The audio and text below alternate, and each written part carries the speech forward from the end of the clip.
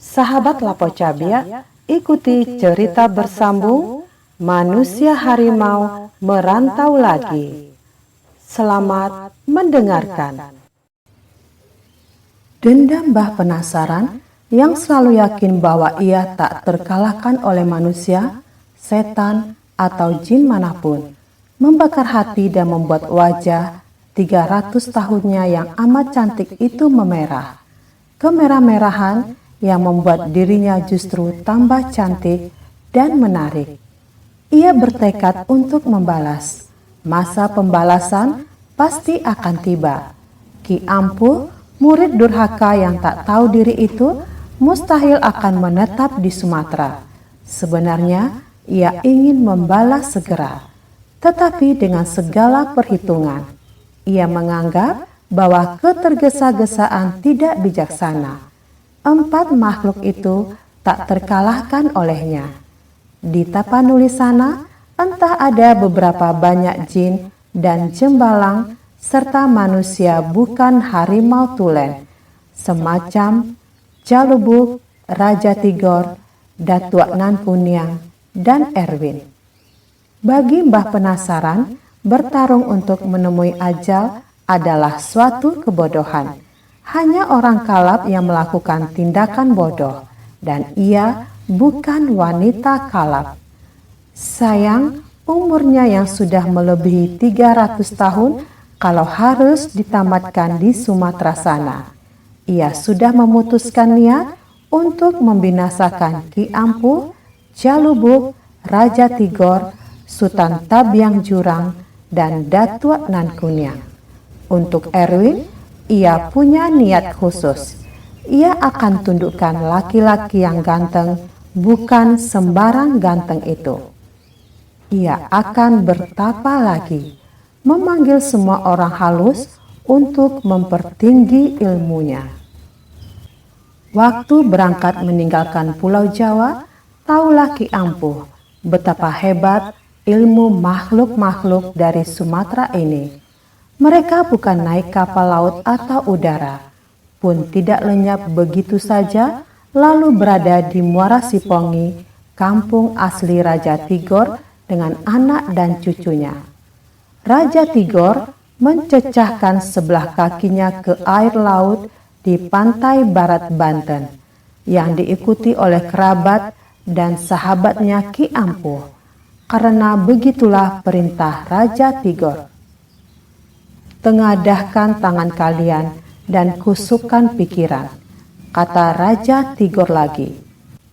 Semua menurut, dan harimau manusia itu memulai mantranya. Cukup jelas terdengar dalam bahasa Tapanuli daerah Mandailing.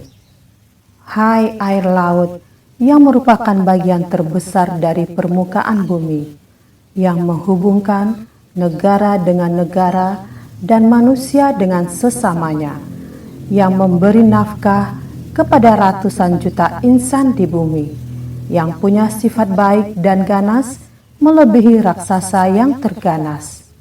Kami, anak manusia yang lemah, yang dapat kau telan dan hempaskan. Kami mohon kemurahan hatimu untuk menyeberangkan kami, agar selamat ke Pantai Kerinci untuk berziarah ke makam-makam para sahabat kami yang jadi-jadian, yang kini telah istirahat sebelum mencicipi kesenangan selama mereka hidup di atas bumi.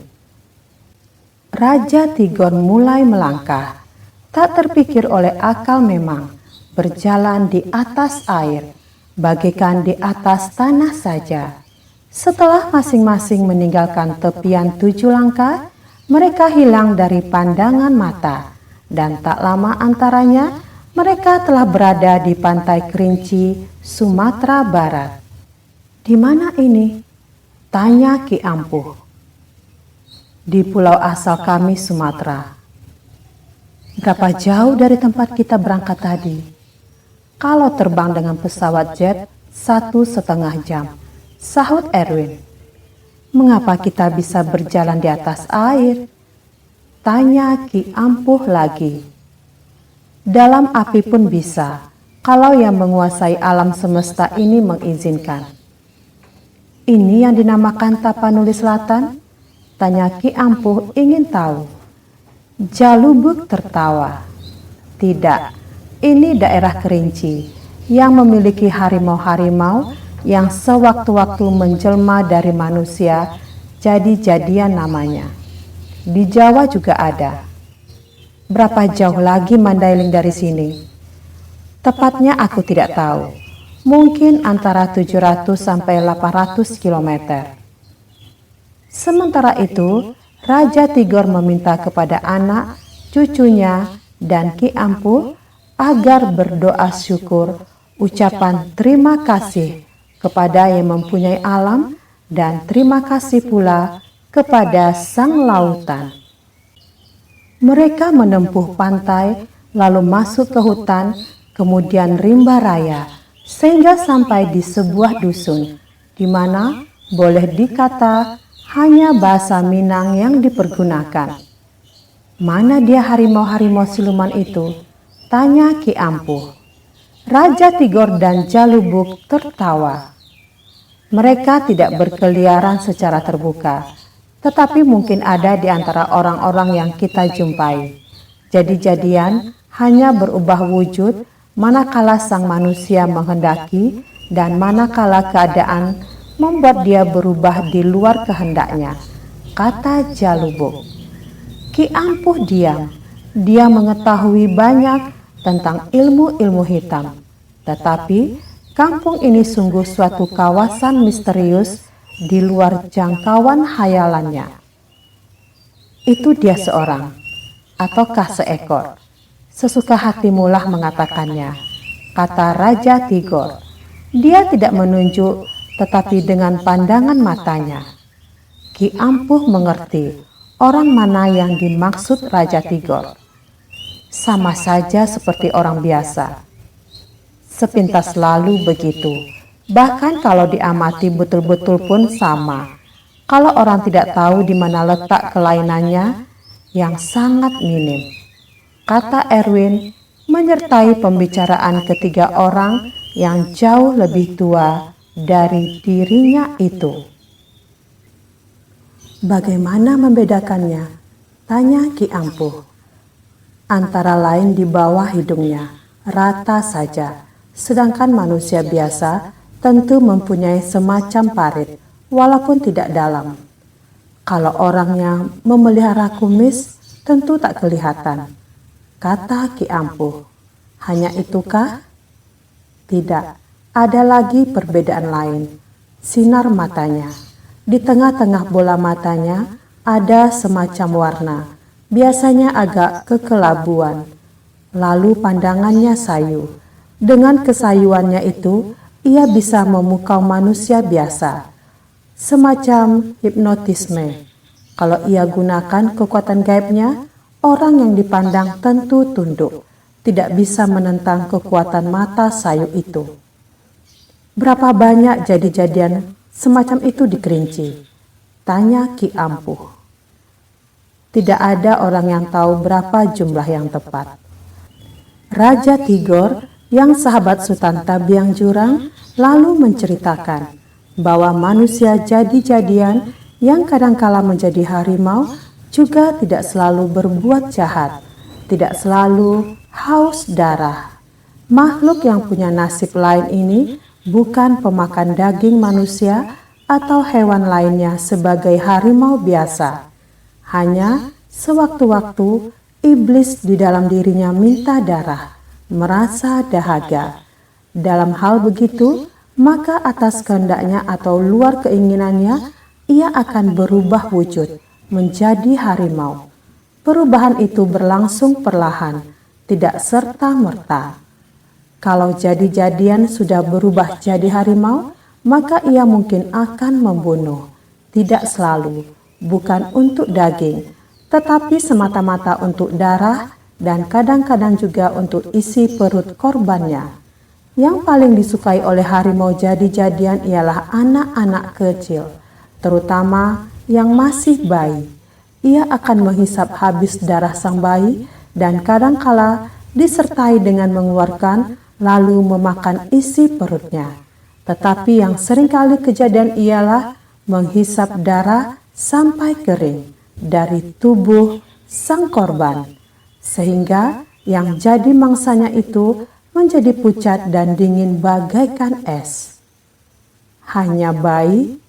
Tanya Ki Ampuh. Tidak, ada kalanya orang dewasa. Pernah juga jadi-jadian menerkam dan mengisap darah hewan, kerbau atau lembu. Aneh, kambing hampir tidak pernah terdengar jadi korban jadi-jadian, kata Raja Tigor. Apakah jadi-jadian punya kekuatan? Misalnya kebal? Tanya Ki Ampuh. Kalau di samping jadi-jadian ia memang punya ilmu lain, ada juga yang kebal, pandai bersilat, pandai mengobati. Tetapi kebanyakan hanya jadi-jadian biasa. Ki Ampuh kelihatan heran, tetapi tidak bertanya. Raja Tigor yang mengetahui bahwa ada yang kurang jelas bagi bekas musuh cucunya itu menerangkan bahwa jadi-jadian biasa akan mati kalau ia ditembak atau ditikam. Waktu dia sedang menjelma jadi harimau? Tanya Ki Ampuh. Iya, walaupun ia sedang berubah wujud, ia akan mati. Tetapi bangkainya akan berubah menjadi mayat manusia. Ki Ampuh mendengarkan dengan heran. Raja Tigor menceritakan setelah jadi-jadian ditembak mati dan jadi mayat manusia, akan jelaslah bagi masyarakat siapa dia, dan seluruh kampung bahkan negeri akan tahu bahwa si Polan itu sebenarnya jadi-jadian. Raja Tigor yang sendirinya manusia harimau menceritakan bahwa harimau jadi-jadian dalam keadaan sehari-hari sama saja dengan manusia lainnya yang bersawah mengerjakan sawahnya dan yang berdagang menguruskan barang perniagaannya. Tingkah lakunya dalam keadaan wajar juga sama dengan manusia lain.